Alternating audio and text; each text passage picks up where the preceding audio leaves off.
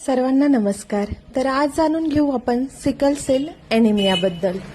तर sickle sale anaemia हा एक अनुवंशिक रक्तविकार आहे, ज्यामध्ये लाल रक्तपेशींचा आकार हा बिळासारखा म्हणजेच कोयत्यासारखा होतो, ज्यामुळे रक्तपुरवठा खंडित होतो। यामुळे शरीरात वेदना, तीव्र थकवा, अशक्तपणा आणि वारंवार संक्रमण होऊ शकते। योग्य उपचार आणि जनजागृतीमुळे त्याची लक्षणे नियंत्रित केली जाऊ शकतात। आता याचं कारण काय, कशामुळे हा आजार होतो? तर हा आजार पालकांकडून मुलाकडे किंवा मुलांकडे अनुवंशिकदृष्ट्या संक्रमित होतो। हा कोणालाही संपर्क केल्याने किंवा वारंवार एकमेकांसोबत जेवल्याने हा आजार होत नाही। तर लक्षणे काय आहेत? तर वेदना, पेन क्रायसिस, हाडे, सांधे, छाती आणि पाठीत तीव्र वेदना होतात। ॲनिमिया सारखा आजार होतो। तर अशक्तपणा, थकवा आणि श्वास घेण्यास देखील त्रास होतो। हातापायांना सूज येते, वारंवार ताप येणे, कावीळ, डोळे पिवळसर दिसणे आणि शारीरिक वाढ खुंटणे असे परिणाम दिसून येतात। वेदनादायक रक्तपुरवठा रोखला जाणे, अवयवांना नुकसान आणि स्ट्रोकचा धोका होऊ शकतो। तो उपचार काय आहे?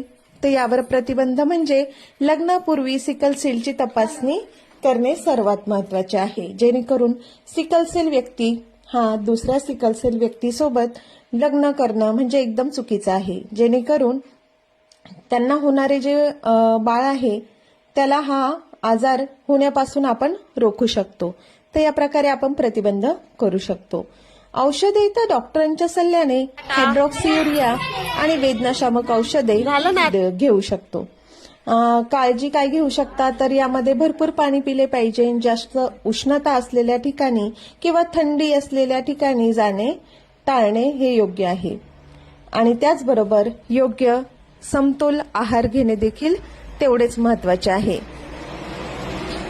महाराष्ट्रातील विशेषतः आदिवासी बहुल भागात सिकल सेलचे रुग्ण आढळून येत आहे। हा आजार पूर्णपणे बरा करणे कठीण असले तरी योग्य उपचार आणि काळजी घेतल्यास रुग्ण सामान्य आयुष्य जगू शकतो।